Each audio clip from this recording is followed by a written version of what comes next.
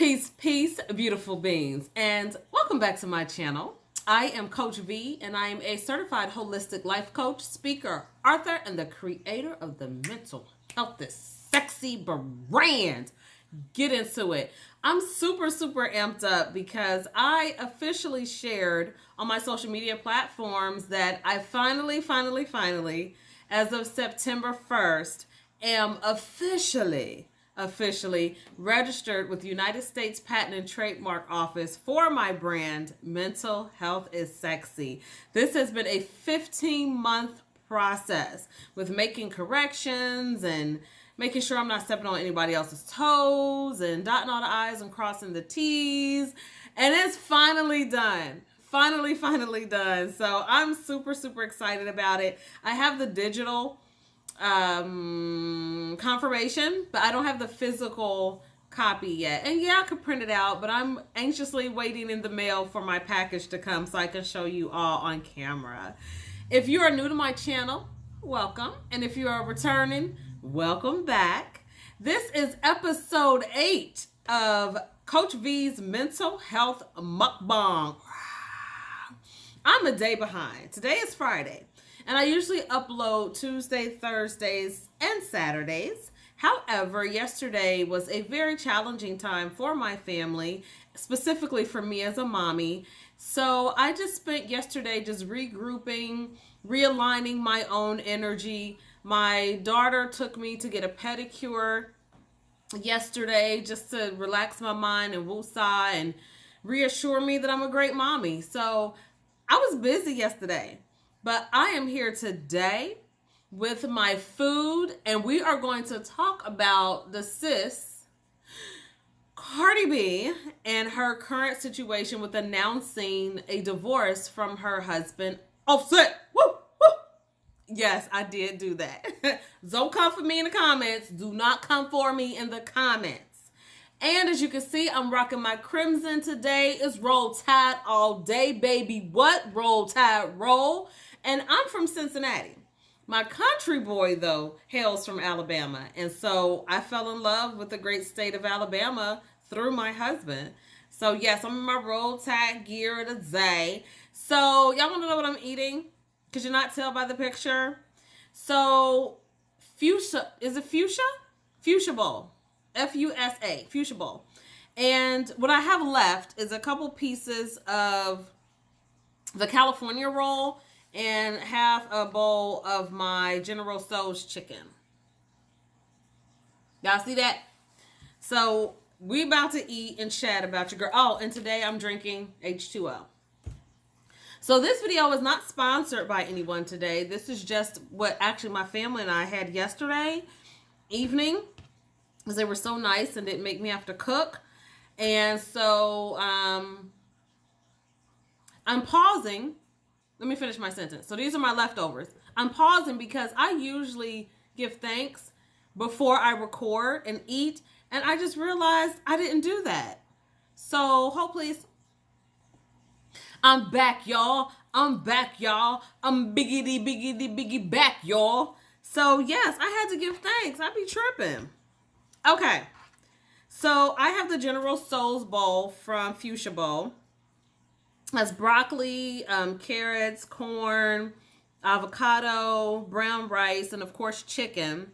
And then I don't know what's all in the California Sunday morning roll, whatever they think it's called. But it's so good. Fun fact.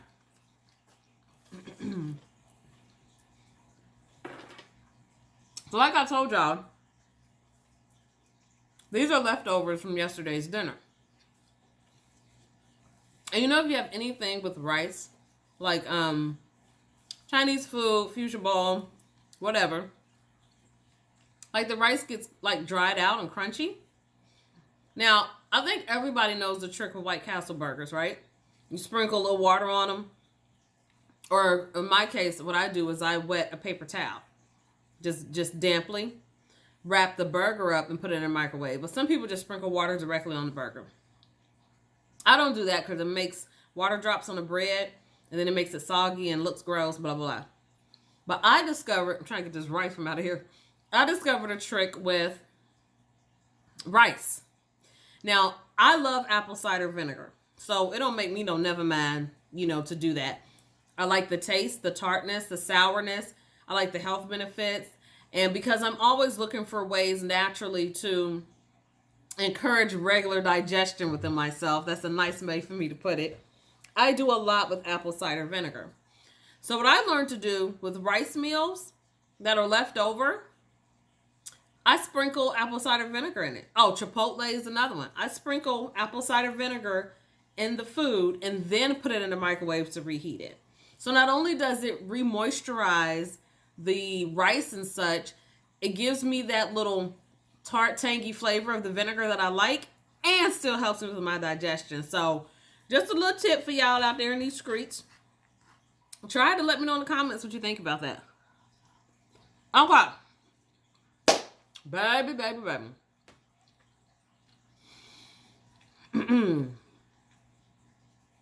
As you know,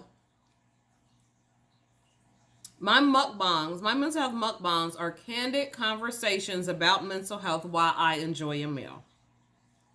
With that being said, we about to have a candid conversation about mental health while I'm enjoying my meal. So I don't need any of the Barty gang or the Cardi stands to think I'm about to be disrespectful or talk sideways. That's not what my channel is about. My channel is completely dedicated to mental health and healing without medication. So we talk about things that are relevant and that can help us long term to take charge and stay in charge of our mental health, again, without the aid of medication. These mukbangs, though, I'm more candid, less professional, just more kind of in your face when I'm talking about mental health here on this particular playlist. You may see other playlists and I'm all, speaking proper and using all my INGs and coming from a teaching space. But no, my mental health mukbangs is a space for me to just show you that other side of me, keep it a buck, and let you know what I know from a professional standpoint and a personal experience with mental illness or just mental health, period. And just show that here on Mental Health Mukbang. So, we're about to get into it. So, I said all that to say this. I love Cardi as an entertainer. Right? I remember her on Love and Hip Hop. Ironically, though, even though I'm just now getting used to Instagram, I've had an Instagram for years. Just never really used it until... Actually, since the quarantine, to be honest, I really focused on building my Instagram. And I only have like 1,400 followers. So if you're on Instagram, follow me at Coach Vee on Instagram. And I will actually put the link in the description box because I would love for you to follow me there. But I'm saying that to say this. I've heard Cardi's story that while she was on Love and Hip Hop, and maybe even before that, she was heavy on Instagram. The same antics and shenanigans and... how she spoke on Love and Hip Hop, that's what made her famous on Instagram. So I just wasn't aware of that because I wasn't an IG user. So I was first introduced to her on Love and Hip Hop. Be honest, I didn't know what to make of Cardi. She was just boisterous, had zero tact, was loud, made a lot of sound effects. Her hair was always laid. Yes, I do remember her teeth on Love and Hip Hop. But I was more so focused on... Oh, and her accent was heavy. So I used to get tickled when she would mispronounce words in English. But I didn't get tickled like to make fun of her because it's her accent. Cardi is straight Puerto Rico, right? And straight New York on top of that. So... the English don't come out like English speaking or people whose first language is English would. So, duh. But she was entertaining. She was entertaining. She was fun. Like I said, she was loud. That's how I was introduced to Cardi. And I knew that she was serious about getting into the music industry. That's something else, too, I learned from Love and Hip Hop. So I've watched her grow and blossom like everybody else, right? Y'all, this food better on the second day. It was good last night, but I think because of the event that occurred in my family personally, I think I just didn't really have my appetite like I should have yesterday. So I was eating just because I hadn't eaten, and I didn't want to go all day without eating. But today, baby, is a new day, and this food is hitting. Okay. So,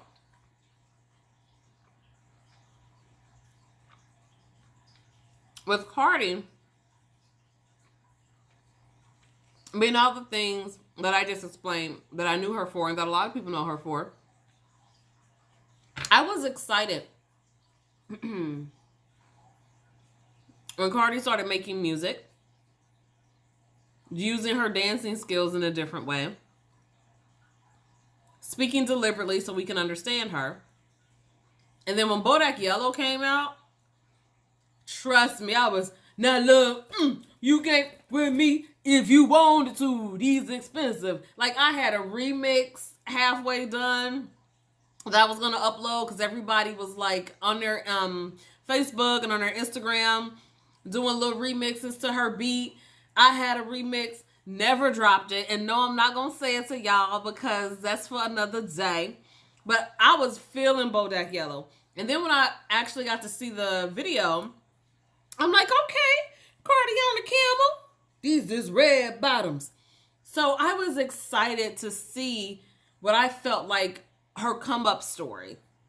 I was excited to see that when she spoke about things, she manifested that. I was excited to see Cardi have snippets of interviews where she said, no, I wrote this down. Excuse me, this is what I wanted. I wrote this down. I manifested it. This is exactly what I wanted to happen. So I guess you can call her like an underdog story, and we all love underdog stories, right? Now, when she started dating Offset, what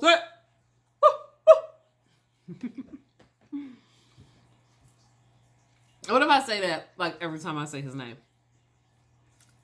Like, Offset, like Mufasa. Ooh. No, when she started dating Offset, I thought, okay, they're both entertainers. They're both like in the rap lane. You know, maybe this could be good. Because when Migos first came out, I love Migos. Who didn't like Bad and Bougie? And then we're killing with the shoulders. Like, who didn't love Bad and Bougie? Bad and Bougie was the song that I first figured out who the Migos were. After Bad and Bougie, I found out that they did, is it Drip?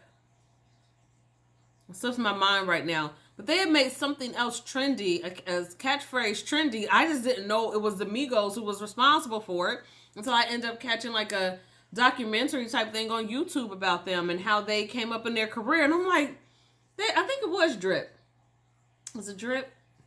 Anyway, let me know in the comments if you know what I'm talking about. But I remember like, oh my gosh, that was them. So I knew who the Migos were all this time. I just didn't really know who they were until Bad and Bougie. So start listening to their music, their catalog. You know, I remember I used to call them the ad-lib kings. Like, and they're just so cool. Like, they just, whoo, whoo, you know, just noises just from everywhere, right? So I'm like, okay, cool. Well, this might be a cool union. You know, but then, of course, some men just don't know how to be faithful. So those things happen. Well, then Cardi was pregnant.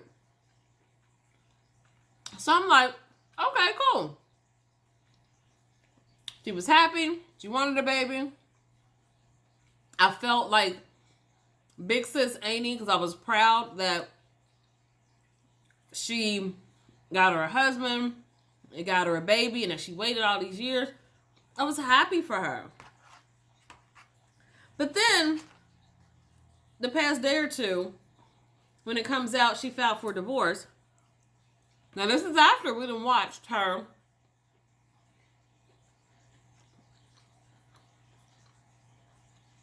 catch her husband cheating, or be informed about her husband cheating, allegedly beat up some chicks over him cheating, or had some chicks beat up, allegedly. Take him back, take a break. Like, you watch all of these things, and then it's like, when everything appeared to be calm, cool, and collected between them, then boom, you know, the blogs reporting Cardi filed for divorce.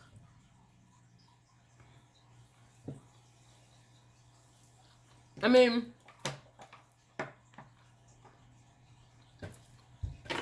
it makes you wonder, like, okay, what happened? She finally got fed up. He was cheating again. Baby rumors came floating around. And I want to shout out Lovely T, who brought us the facts and the receipts. Then no, this time that ain't what happened. Because sometimes people do grow apart. When you're forced to spend time with one another, and usually you don't, you really get to see the little nuances and habits, idiosyncrasies that you may not have noticed before because you had your, oh, I'm in love, rose-colored glasses on, right? That may have been what happened. Coming from a mental health standpoint, though, I want to share this with you all. Sometimes people have attachments or get into relationships or procreate together. Sorry, I have rice right here and it's just bothering me. God, I know it probably look ugly on camera. Love y'all. But anyway, sometimes people have these attachments and these connections based upon things that they can't even articulate. People usually say, oh, this person's handsome, she's attractive, got a nice body, I love his voice, I love the sex, I love that he spends on me, I love that she spends on me. Those are things people usually can articulate. The things that people cannot articulate is when they say, I don't know, it's just something about him. Or, I don't know, bruh, it's just something about her. I just can't get her off my mind. A lot of the times people excuse that away to, oh, you just in love. Oh, you fell for her. You fell for him. I just want to put on the table, though, that sometimes those attachments happen when our quote-unquote demons are attracted to the demons in the other person. And this is what I mean when I say demons.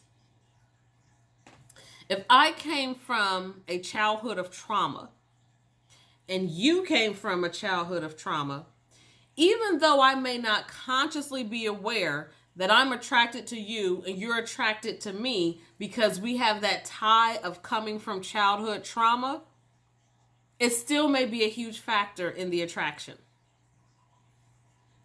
Let's say I did not pursue higher education. Or let's say that in regular school, high school, grade school, middle school, I was teased and picked on because I didn't speak clearly or articulately. But I'm intelligent. I just didn't show it because people teased me on how I spoke, so I remained silent. And I meet you when you share with me that you've had that same experience when you were in school. And we went to two different schools, but you're able to relate and empathize with the experience that I've shared with you.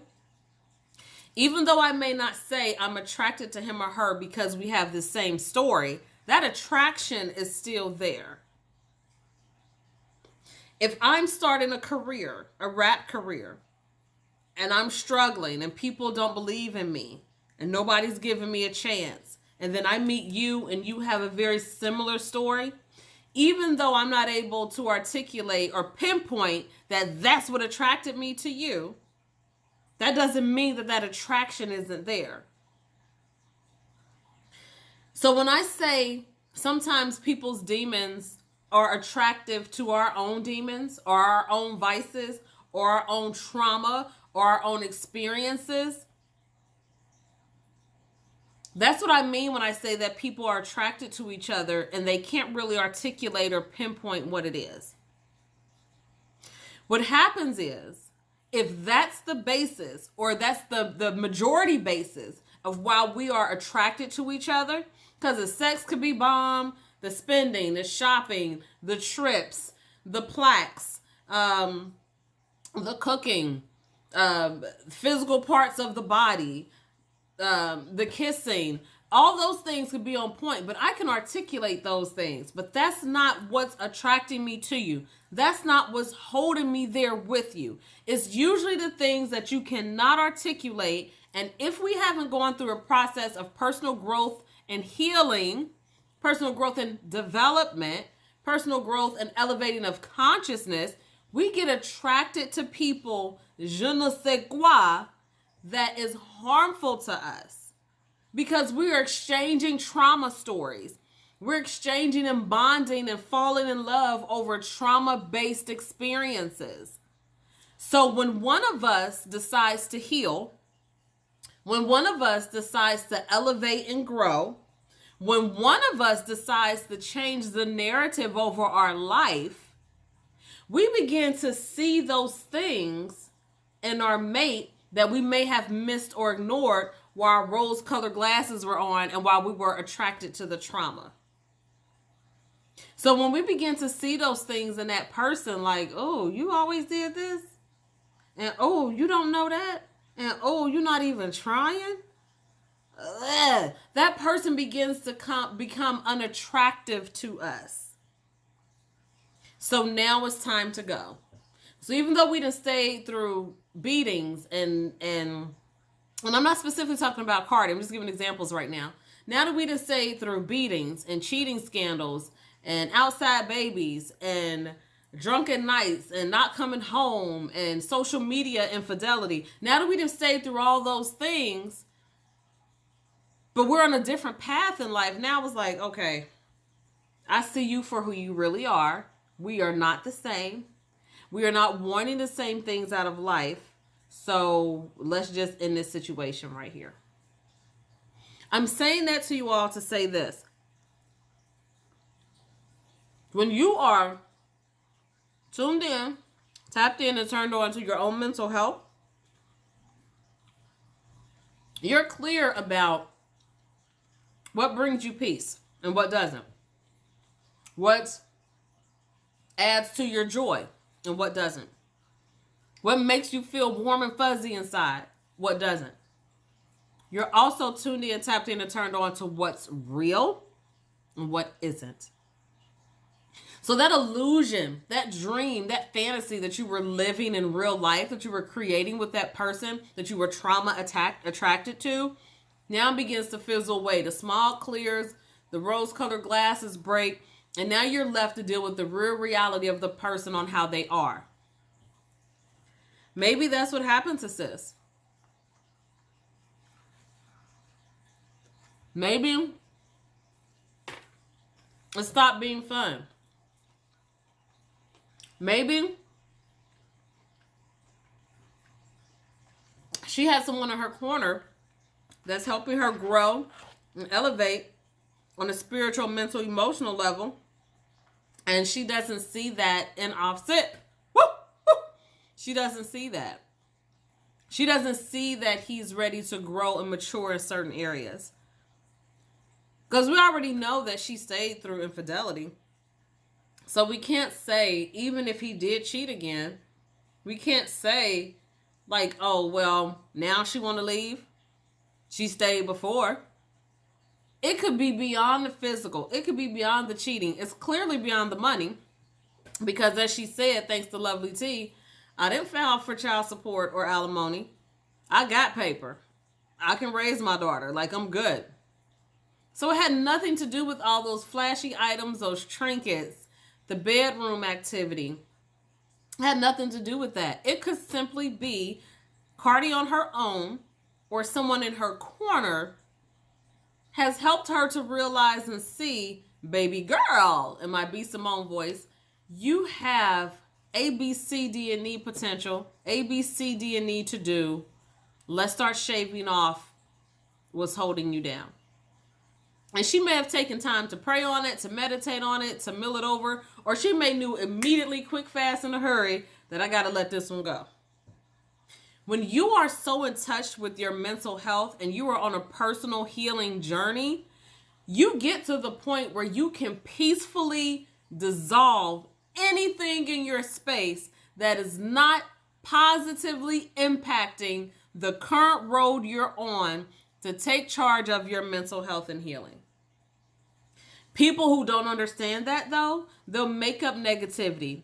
They'll talk a whole lot of mess. They'll start rumors. They will assume and surmise. They will spread gossip, and they don't have a clue as to what's going on. Baby, I'm telling you, when you get to the point, though, where you're like, hold on, my inner peace, my mental health, my sanity, I'm not going to no longer allow you to question how I view myself or put me in a position where I question how I view myself. It's a new chapter. It's a new day. I don't care if I put up with this for the past 8 years. I don't care if I just dealt with it and forgave you 2 weeks ago. Today, right now, I'm done. And it's not out of anger. It's not out of hate. There's no animosity. There's no maliciousness to it. I just want a peaceful dissolution because I'm going this way and you staying right here. And I don't want to do it anymore. Not that I can't, because we can do whatever we put our minds to. But when you get to a point of mental health and self-awareness that you're so aligned, like, no, I just don't want to do this anymore. Again, nothing to do with can't or ability. It's a choice. I don't want to do this anymore. Let me know in the comments what y'all think about that. Let me know in the comments if you resonate with what I'm saying and you can relate. And if you feel comfortable sharing a brief description of your own example, put that in the comments too. Because there may be somebody watching this today who's been on that fence. There may be someone who needs to see your comment to get the encouragement and the push that they need to go ahead and put themselves first. It could be a job, a business, a boyfriend, a husband, a wife, a girlfriend, a child, a parent, a neighbor, a longtime friend. Like anything could fall in that category to the point that you get so self-aware about your own mental health and healing that when you identify that that person doesn't mesh anymore with the path that you're going on, it's like, I love you from a distance. I'm not mad. I don't need nothing from you. We just need to go our separate ways. That's powerful. So let me know in the comments if you know about that or if it makes sense, or even if you have any questions about what I'm talking about here, let me know and I'll be happy to make a video answer or just respond in the comments. Or everything I just said could be totally irrelevant because it could be a media stunt. We never know with celebrities, right? We just kind of got to watch and see how things unfold. However, I feel comfortable in what I've shared in today's video because of the information that I've watched from a couple YouTubers, one in particular, Lovely T, and how she's pretty much be on point with her information. But we're going to keep our eyes peeled and our ears open and see what happens, you know? It could be a wake-up call, too. It could be a pump fake to Offset, where Cardi's saying, look, this is the path and the direction I'm going in. This is the direction I want to take our daughter in. Is you coming or not? And he could have been like, man, get you out of here. And it could be a pump fake move to say, look, no, I'm serious. And then so he could be in a position to respond and say, nah, I ain't with it. Let's sign these papers. Or, oh, wow, you really are serious. Baby, what you need me to do? There's so many different scenarios that are possible. We just got to wait and see. So, again, talking about mental health and healing, talking about taking ownership of your own mental health and healing independent of whoever's in your space. But it does take time to get to that point where you're able to detach from people that you care about and say, hey, I got to protect my investment in myself first. I love you. I care for you. I'm going to keep my door open. So whenever you're ready to get on board, I'm here. However, baby, right now, we got to elevate. We got to take charge of our life from a mental standpoint so that everything else can continue to fall in place. I don't want the drama anymore. I don't want the heartache. I don't want the sneakiness. I don't want the negative press. I don't want that anymore. So you either get on board and help me eliminate it or severely reduce it by getting yourself together, or we got to go our separate ways. If the reasoning that I shared here in this video is anything close to what Cardi is experiencing or going through, I want to tell sis, congratulations. It was a freeing experience to know that you are definitely, not to believe, but to just know that you are definitely in charge of your happiness, your joy, your peace, and your mental health. If it got to the point where it's like, nah, he ain't do nothing new recently, but all the other stuff he's done is taking its toll on me. It's weighing down on me. I'm tired of always being antsy or anxious and checking social media or checking the blogs to see who said they've been with my husband or checking the DMs. It could be any of those things I've talked about or none at all. We just got to wait and see. Either way, I salute you, sis, Cardi Belcalis, that if your move in this stance has to do with preserving your mental health, has to do with wanting to raise your daughter in an environment that's conducive from young for her mental health, to heal past wounds, to end generational curses, I salute you. I say congratulations to you. And I'm hoping that as the days go on and more of the story unfolds, that it is a story that's going to be empowering and encouraging to those of us who are out here that are not in the limelight, but may need or feel like they need a celebrity example on what it looks like to peacefully dissolve a situation in an effort to protect your mental health and heal. Look, y'all, I just got the whole plot together, right? And don't know nothing about nothing. But again, these mental health mukbangs are candid conversations about mental health while I enjoy a meal. So that's what I'm doing in my roadside gear. Y'all always know I plug my book, and I would love to send you a copy, Cardi. Renew your mind, take charge of your mental health, 8 alternative ways to improve your quality of life. This is a self-help book that I released this January, where I share the 8 techniques that I use to beat manic depression without medication. The book has a little bit of my story, raw and uncut, and I'm sharing with you on how to take charge of my own mental health. So it's the 8 steps in the exact order that I use to take charge of my own mental health. So I will put the link in my description box if you see this video and you are interested in purchasing it. It's only $19.99. And Cardi, how your people call my people. And I would love to send you out a package of my branded merchandise as well as this book in hopes that you will find time to read it and it will benefit you along whatever journey that you're on. Thank y'all so much for tuning in. If you would like to sponsor a video, you can hit me up on the website as well. Let me know that you want to sponsor a video by providing a meal and or a dessert, and we will shout you out. Thank you for joining Coach Vee's Mental Health Mukbang episode 8. I will see you next time. Be blessed.